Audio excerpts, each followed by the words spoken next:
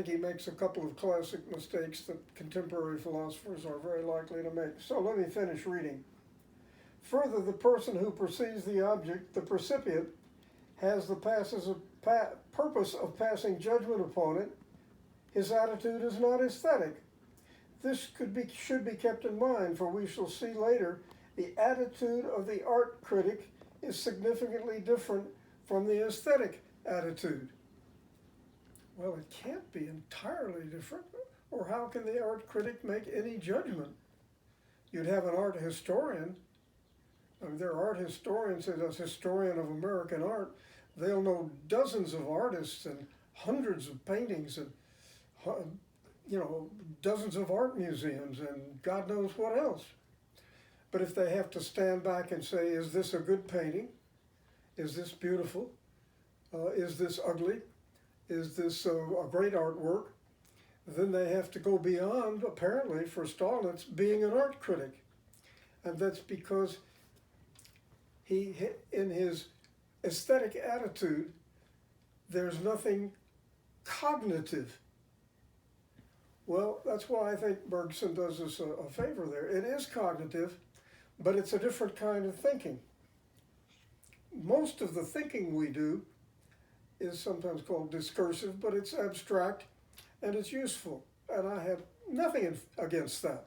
In fact, I would insist that people be able to master that and deal with it. And that's what we usually take to be cognitive. So I can learn algebra the way I was taught it, with no no philosophical background, take 5 of these and give me back the answer in the morning. I said, well, where did algebra come from? What is it? How is it different from analytical geometry? How is it different from calculus? What about set theory? Take 5 of these and call me in the morning. So there's a certain narrow kind of conceptualizing, but I think that we make a mistake when we speak of emotions as being only emotions and having no cognitive content. Maybe there's something wrong with me, but my emotions, instead of just being sensations, tend to direct me towards things, and things, when I'm in a state of feeling how they are, that contains a kind of conceptual content. The trouble is I can't analyze it out into pieces. It's simply given as a whole. But I can go from it to a new kind of analysis or a new way of looking at things. So is feeling ever just feeling? I would say it's never just feeling. I think that's a terrible, terrible mistake, unless it's just sheer pleasure or pain. I ate a popsicle and I get pleasure if it's a good popsicle. Do I have an aesthetic experience? I think I did as a kid. There were certain kinds of popsicles that I marveled over. Now today, when I go back and taste those same popsicles, they don't have that aesthetic buzz to them. But that aesthetic buzz is a kind of thinking, it's a kind of reflection upon. Well, that's Bergson's attitude. Feeling is never just feeling, and aesthetic appreciation is never just feeling. It contains a kind of noetic or knowledge content. But it's not the same kind of content that you get when you're going through the multiplication table, or when you're doing algebra, or when you're setting up an architectural drawing.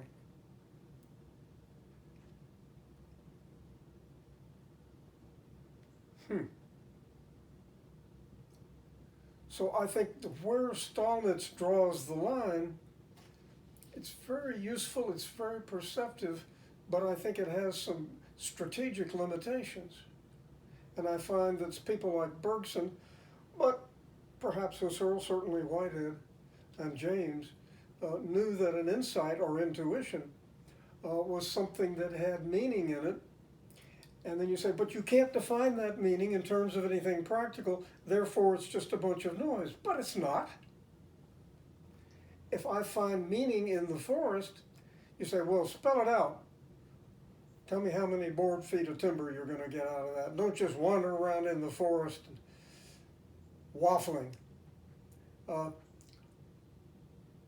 but my experience of nature and other creatures and other people is never just feeling, but it's feeling with its own kind of ideas, its own kind of conceptual content.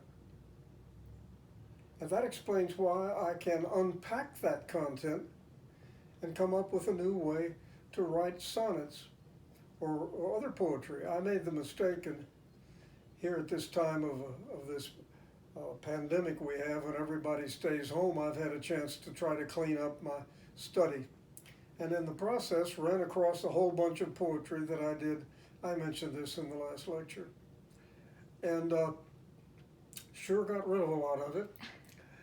But some of it, it seemed to me, I had a sense of the forest and the prairie and the river, which when I was doing good poetry, I would put out in terms that I would never have thought of it before. I would emphasize things that I hadn't seen before. And so you get these descriptions of a wild plum thicket or a pine grove or a thunderstorm or the river or maybe all four together. And you would find the different feeling content led to a different poem.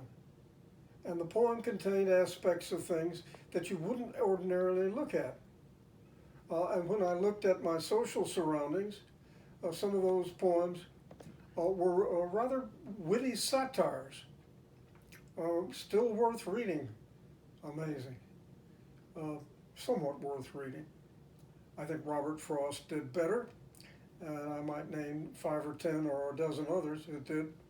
But the point is that that intuition of my surroundings, or your intuition of your surroundings, if it's aesthetic, is not merely emotive. There's a kind of conceptual content to it. And then I think you find that in the areas of science or technology, when people get new ideas. And this is something Bergson says, but he didn't emphasize clearly enough, although he says it over and over. Somehow his criticism of the merely abstract and geometrical view of things is so persistent that you forget the point where he says the intuition gives us new things, including new geometries. How do we do that? How can I be creative? Sometimes a student will write me on the internet and says, make me creative. And I've mentioned that before, and I think I can't. The most I can do is encourage and take away some obstacles. But it's very hard to get people to do that. Most you can do is get them out of themselves and let them look for themselves. Okay? So lots of people who you think would be in the aesthetic point of view, they're in a critical point of view. Now, I think that having said what I've said, I think that any art critic that's worth a nickel, and there's a whole lot of them that are, and some that aren't, an art critic that's worth that's really a good art critic, goes from the aesthetic attitude with its particular aesthetic conceptual content back over into the ordinary conceptual content and classifies this art as this kind or that kind. Is this impressionism, or is it tonalist, or is it something else? Is it Zen maybe? Well, you can then classify, but in order to know what this thing is, you would have to be in the aesthetic attitude and have an experience of it. And that is not just emotion. So, now,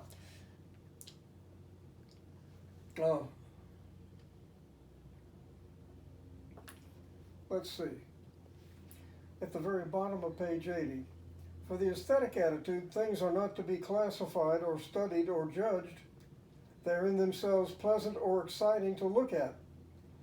It should then be clear that being disinterested is far from being uninterested. Everyone says that the aesthetic viewpoint is disinterested.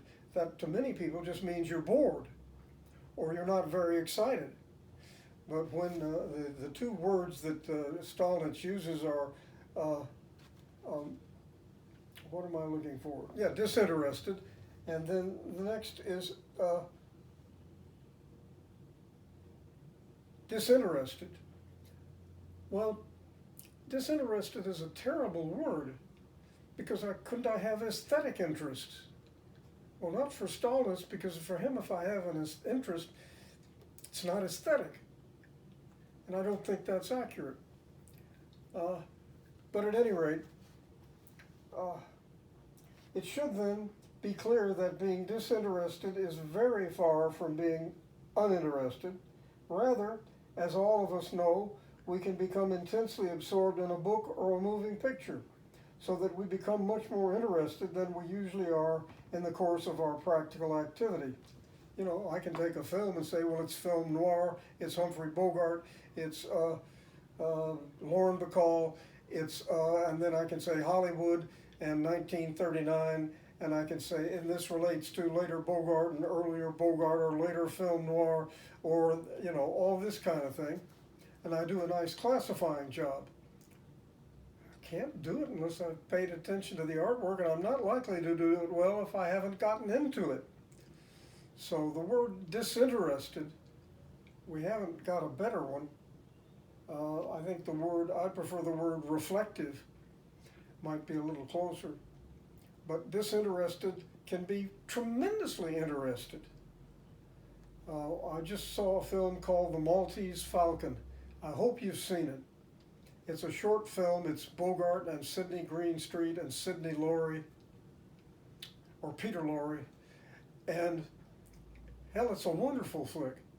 If you haven't seen The Maltese Falcon, it's just a wonderful picture of people and how they interact and how people become crazy seeking for something, anything. But I really have to get into it and intuit it to be able to make judgments about it, even analytical aesthetic judgments or critical judgments. Okay. The word sympathetic in the definition of aesthetic attitude refers to the way in which we prepare ourselves to respond to the object. But I don't think that's the entire truth. It tells us how we are in relation to the aesthetic object. I'm sympathetic to it.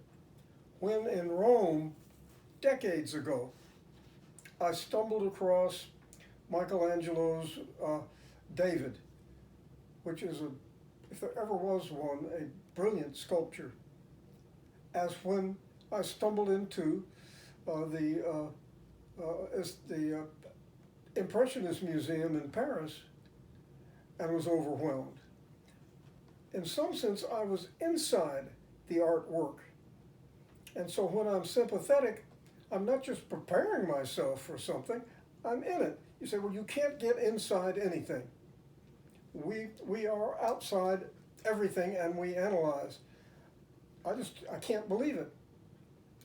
Our experience of the world also is a kind of, involves, among other things, a kind of active sympathy whereby we get into things. And I think it's to Bergson's credit that he tries to explain what this is and how it is that we can do it. And that is, we share the durations that are in the object that we're studying or trying to get into. And so we can have an actual sympathy which puts us inside things. You say, well, no, that's just mythology. We're never inside anything. So when I love somebody, I can't be in any sense within their personality. I'm just having to love this picture I've made of them. I think people who have been in love will never accept that. There's some kind of real sharing in loving somebody or in liking somebody alike. You're together to a significant extent. Doesn't mean that you might for a time lose your own personality, but doesn't mean that you have to. And then art is like that. It gets you into things.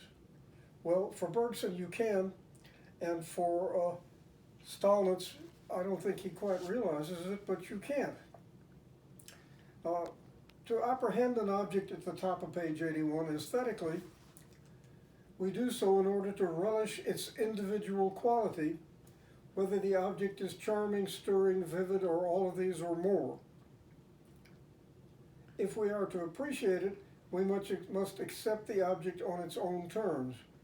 We must make ourselves receptive to it and set ourselves to accept whatever it may offer to perception. We must therefore inhibit any responses which are unsympathetic. Okay? Don't be so busy being thirsty or hungry that you visit the Louvre and are too interested in getting in the coffee shop to look at the Mona Lisa or to 14th century Italian painting or to whatever it is, Greek we don't have Greek paintings, unfortunately. The best we can do is the architecture and the sculpture. But surely, I don't just see sense data and appreciate them over here. I am in those, and I go beyond the sense data to the rhythms and the tensions that make up a thing and get caught in them. You're not supposed to believe things like Dr. Gunter's telling you, but he's convinced that we get into the world and we get into people, and there's a kind of quite real sharing that goes on or can go on. Doesn't go on often enough, I think. Okay? This is not always easy, again on 81, for all of us have deep-seated values as well as prejudices. You may reject a particular novel because you say it's immoral. If you've ever read Lady Chatterley's Lover, D.H. Lawrence's book about a love affair. But it's got lots of sex in it.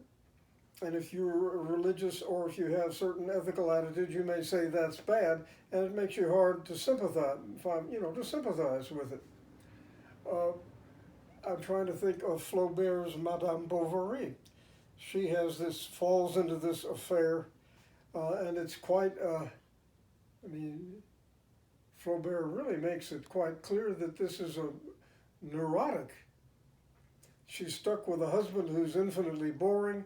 She falls for romanticism and has a romantic love affair, which isn't really her either.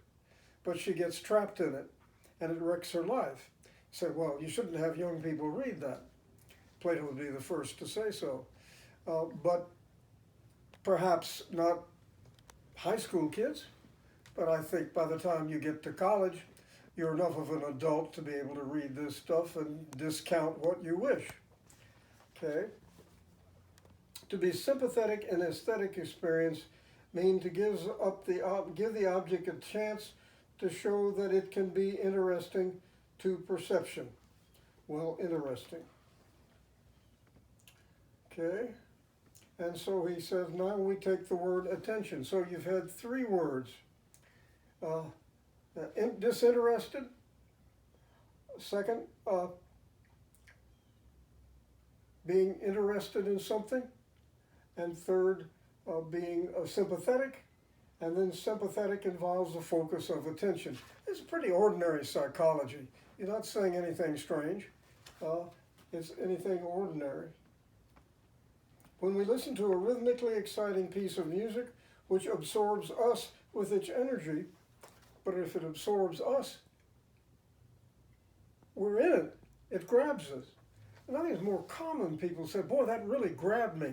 And they're talking about any kind of music, country and western, blues, jazz, classical. I'd never listened to Bach and it grabbed me. Well, then aren't you inside the music? No, you can't do that. But you can. Okay? So sympathy for Bergson and Dr. Gunter is a lot more than it can be for Stolnitz, because for Stolnitz, the thing can't grab you. That's just a metaphor for I got interested in it. It can't do anything.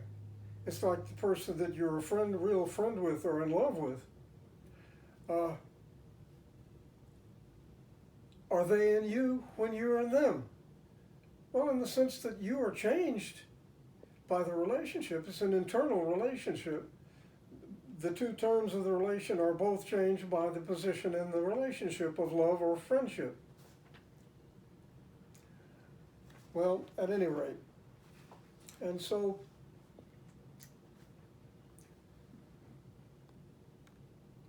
what more does he want to say? So let's move over to page 82, and then the former includes all muscular, nervous, and motor responses, such as feelings of tension or rhythmic movement. But he somehow, feelings of tension, very good, Jerome, for getting tension into the discussion. But when he speaks of tension, it has to be a physical tension. Well, there seem to be psychological tensions. I'm drawn becoming an oil millionaire and becoming an artist. Or I'm drawn becoming an oil millionaire and becoming a minister. Or I'm drawn becoming a genius merchandiser, or in becoming a historian. Those are psychological tensions. They are accompanied by physical tensions of various kinds. But can you define a psychological tension as a physiological tension? And I think that's what Stolnitz does. So let's see. Aesthetic attention is an activity which is either evoked by disinterested perception or else is required for it. It includes all muscular, nervous, and motor responses, such as feelings of tension or rhythmic movement. Contrary to what some snobs would have us believe, there is nothing inherently unaesthetic about tapping one's foot to the music. Well, there is not. Or listening to jazz of various kinds. Your body gets involved in it. And nothing wrong with that, but you can't limit or reduce your sense of the stress or the strain or the tension in a work of art to physiological phenomena. They're there, and nothing wrong with them. Okay? The theory of empathy points out that we feel into the object our muscular and bodily movements. Is that all we feel? Well, yes, for Stolnitz. We feel into our muscular and rhythmic movements. But then those movements are in our minds, in our awareness, not just in our bodies. What about those? But focusing, I'm in the middle of page 82, but focusing upon the object and acting in regard to it is not all that is meant by aesthetic attention. To savor fully the distinctive value of the object, we must become attentive to its frequently complex and subtle details. Acute awareness of these details is discrimination. So here's another word. I guess it's about the fourth word that he gives you, discrimination. I couldn't agree more. People often miss a good deal in the experience of art, not only because their attention lapses, but because they fail to see all that is of significance in the work. Indeed, their attention frequently lapses for just this reason. They miss the individuality of the work, so that one symphony sounds like any other piece of long-hair music, and one lyric poem is indistinguishable from another, and all are equally boring. Some way or another, your attention has to be caught up in the object, and it has to grab you. So, yeah, you need discrimination, but you're not going to get it unless you get a kind of aesthetic interest, and that's a desire. We've been so used to, science has shown us the extent to which emotions involve physiological phenomena, that we want to reduce emotions to physiology. Well, we should be sophisticated and realize that's part of emotions. They're not disembodied. But at the same time, is that the limit? Is that all there is to emotions? Or isn't there something distinctively psychological about them? Well, if you're a Bergsonian or a Jamesian or a Whiteheadian, you don't have that problem. Your perception begins by being within things in the world and isn't excluded from the world by a theory which was so brilliantly worked out at the beginning of modern world in the modern philosophy by René Descartes, according to which the world is geometrical and the mind is non-geometrical. And the mind can't get into the world because the world is a different kind of substance. You need to break with the Cartesian dualism and get into the Bergsonian duality, which allows you to get outside yourself. And it's going to be hard to get people to do. Okay? So, the one thing also that Stalitz agrees with, which if you remember Kant agreed with, the aesthetic object is a unique individual. So Kant agrees, and Stalitz agrees, and Bergson agrees. But for Bergson, everything is a unique individual. Human beings can be a lot alike, and they can behave a lot alike, and think a lot alike. Bergson, I think, that was one of the negative consequences of the kind of society we have. We're all so busy imitating how other people behave that we don't ask ourselves how we want to behave. I think Bergson is really good at waking you up from your situation and saying, well, what do I really want? Grandma says I should be a doctor so that she can say, my grandson, the doctor, or my grandson, the lawyer, or my grandson, the physicist. Well, that may be what you ought to be, a doctor, a lawyer, or a physicist. But it may be that you should be in the construction business and be damn good at it, or that you should be an artist and be good at it. When people give all this advice, probably it's their projection of what they are more than who you are. Well, one thing art can do is wake you up to yourself. You'd say, well, we don't want this in education. Education is training people to get a job. And that's what I think the people who run the University of North Texas are really concerned with, turning out a product that gives a job so they can tell the legislature, pay me. But there's a bit more than that involved in it, not that there's something wrong with finding a job. Okay? So, the final word that he gives you is contemplation.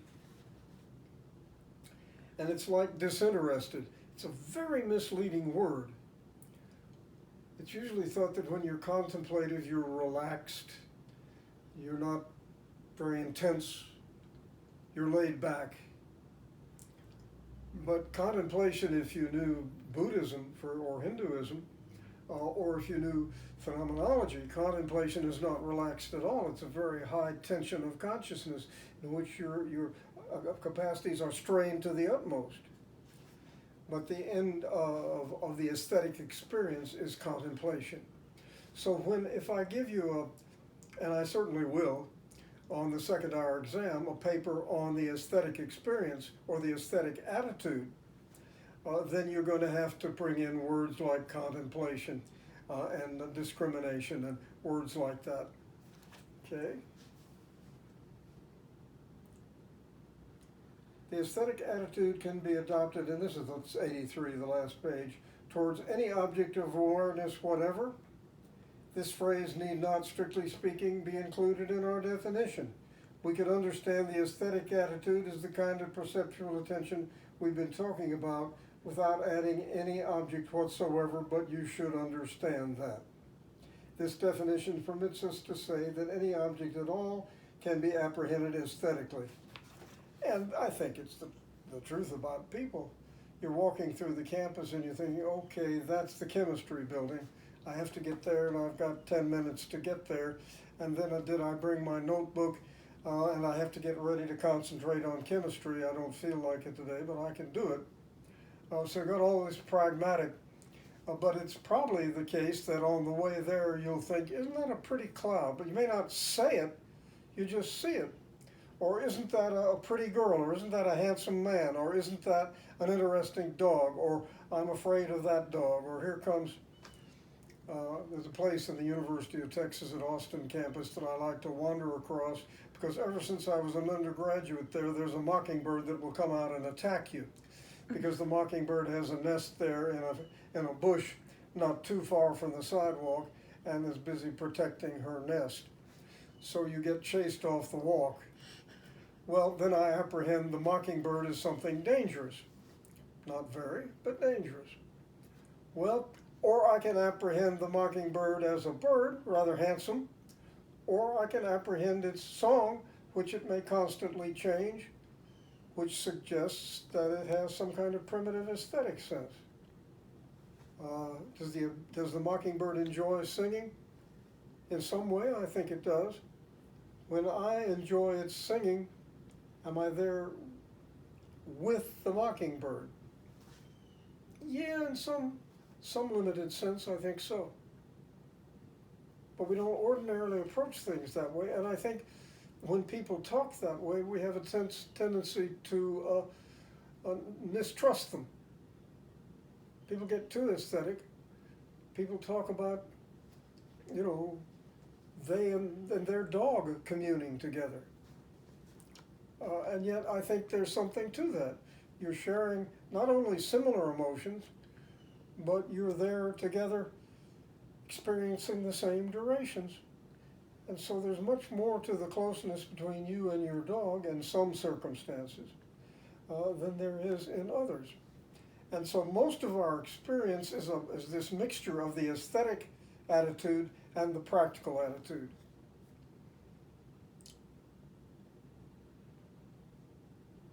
Okay, so I wonder how much time I've got now. Plenty.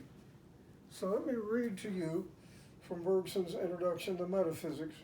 I picked out 4 passages.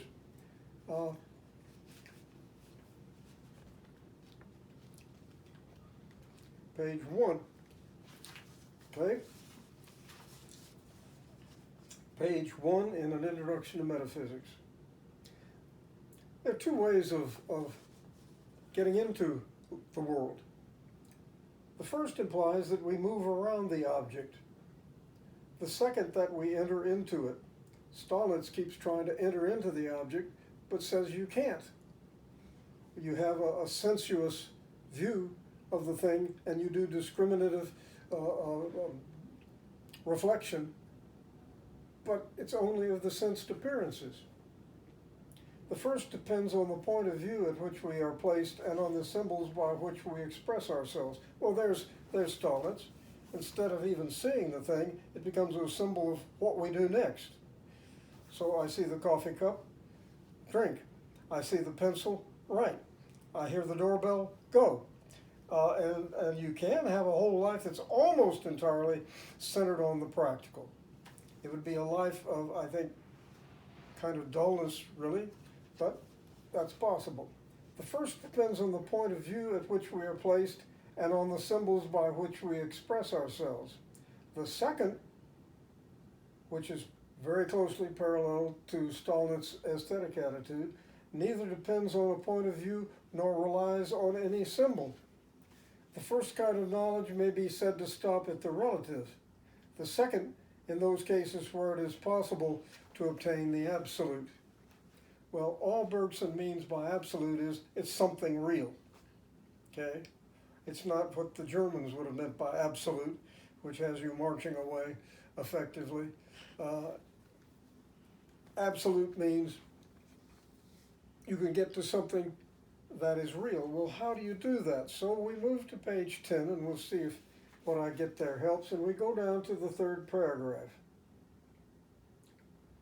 Here, the single aim of the philosopher should be to promote a certain effort, which in most men is usually fettered by habits of mind more useful to life. Let me repeat that, because that's Stolnitz. Okay? Here, the single aim of the philosopher should be to promote a certain effort, which in most men is usually fettered by habits of mind more useful to life. The doorbell rings, I go. I see the pencil, I write. Coffee cup, drink. See Ed, remind him that we have a committee meeting, which is nothing to do, it's nothing you should ever do to any living human, but it's necessary. It's a very practical thing. You have committee meetings so that people can listen to each other talk. And sometimes they do something, but not often. So then I moved again. A certain effort which in most men is usually fettered by habits of mind more useful to life. So I turn to page 18, if I can find it. Okay.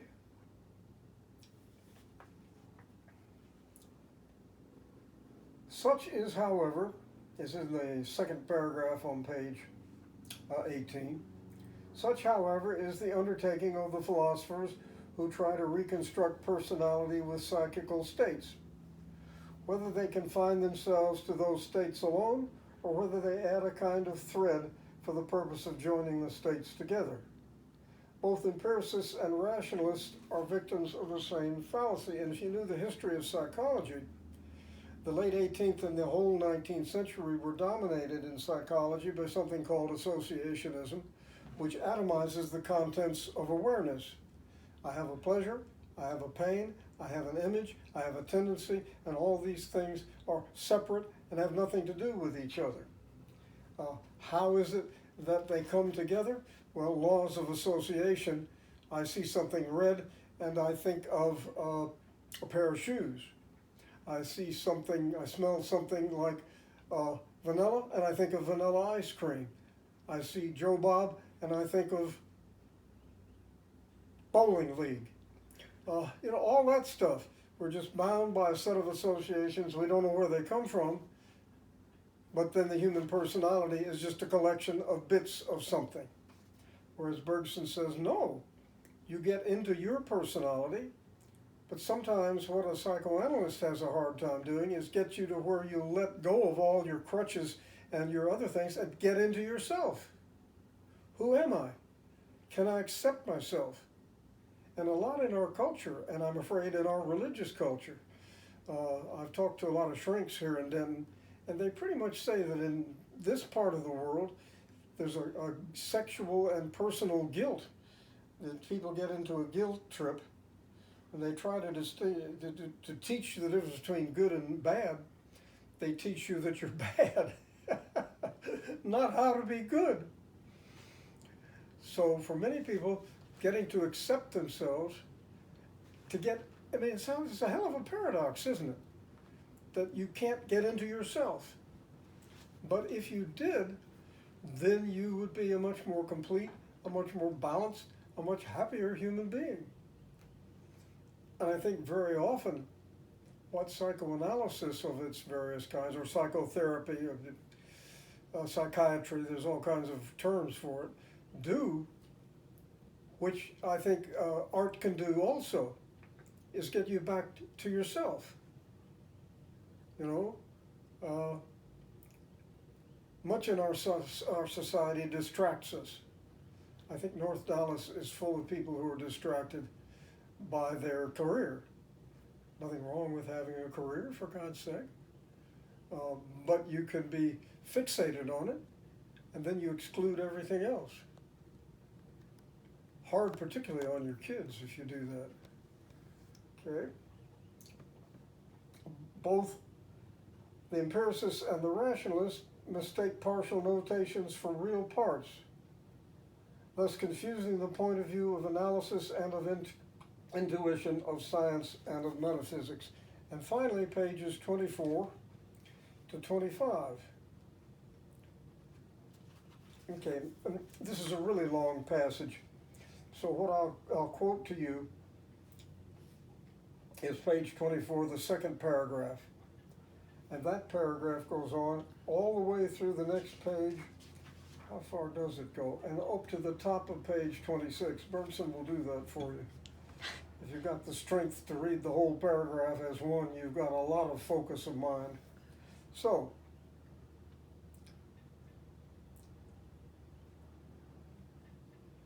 it's true that to accomplish this philosophical goal that he's got, it is necessary to proceed by a reversal of the usual work of the intellect, What is the work of the intellect?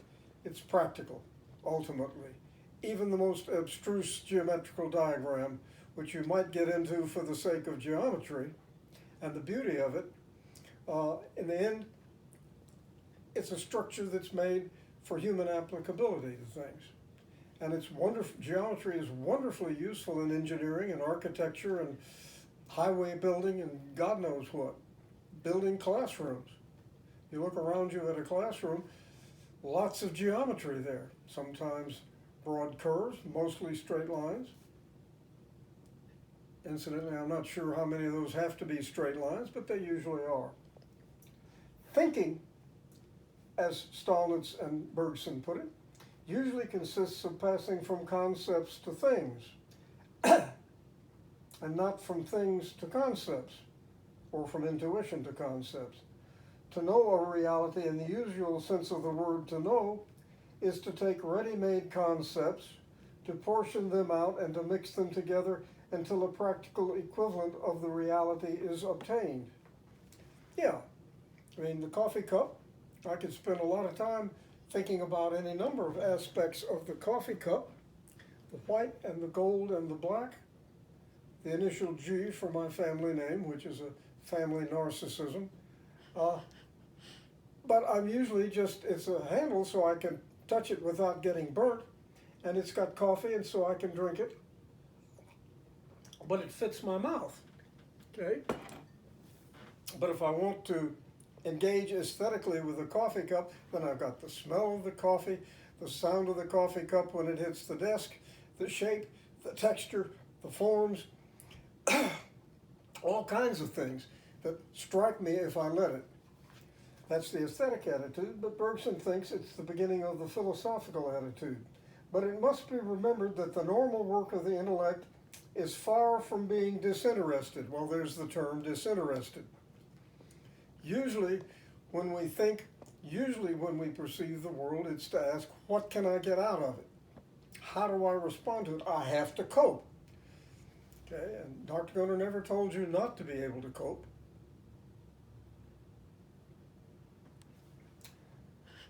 We do not aim generally at knowledge for the sake of knowledge, but in order to take sides, to draw a profit, in short, to satisfy an interest.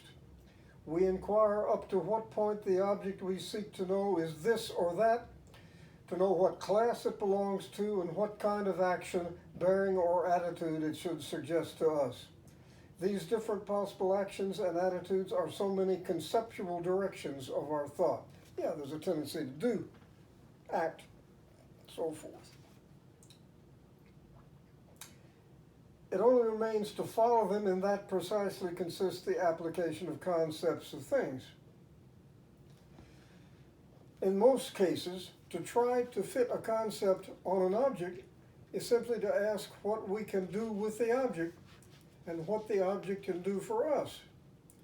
To label an object with a certain concept is to mark its precise terms, in precise terms, the kind of action or attitude the object should suggest to us.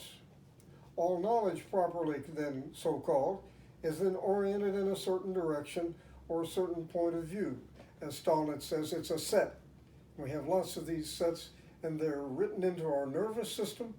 You know, we've trained ourselves. You watch an infant or a baby, they're exploring the world perpetually, so they'll be ready to be able to do something with it.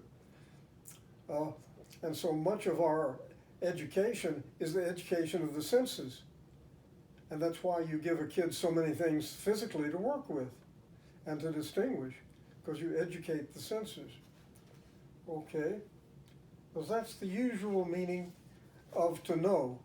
But if you try to invert your sense of knowledge, then you confront the individual and you try to get into it. And you do that by sharing in its duration.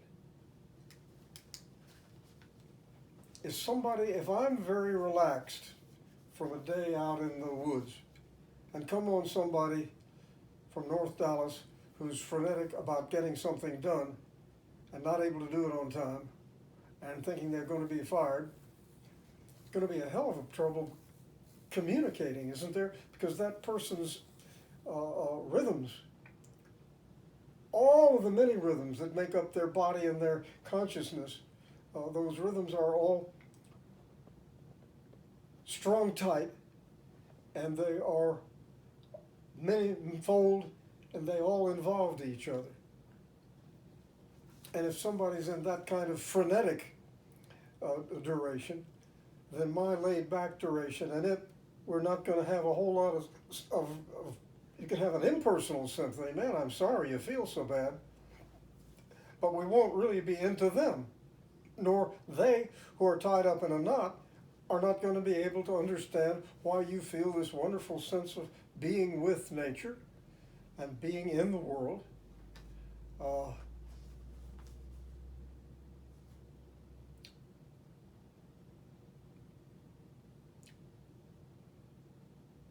And so intuition goes with the flow and gets you into the fundamental reality of people and of animals and of the woods. But you have to examine the unique and the particular to have an aesthetic attitude. Now the next essay we read is also on the aesthetic attitude, and it's trying to prove that there is one. Stolnitz comes up with an aesthetic attitude. Now let me see if I can find the pages. Yes, it's called Locating the Aesthetic, and it's pages 84 to 90. Okay, and then we will talk about, is there really an aesthetic attitude, or is this just the prerogatives of some very kinky people that we don't want in the family, or at least not to take to church with us? So we'll try to locate the aesthetic attitude. And then the next lecture, we will try to locate the second hour exam, and I'll try to prepare you for it and figure out how I'm going to write it. It will consist entirely of essay questions. And if you do well on it, then probably you, by averaging the 2 scores of the first and second hour exam, you won't have to take the final. But you can, either for its own sake, or so that you can be sure that you carry something out of the course, or because you want to get your grade up. I accept the aesthetic and the practical as proper modes of human behavior, and they're both valuable. But the aesthetic, well, okay. So I don't know what time it is, but I've about covered the ground. And so we will see you in the next lecture on defining the aesthetic attitude.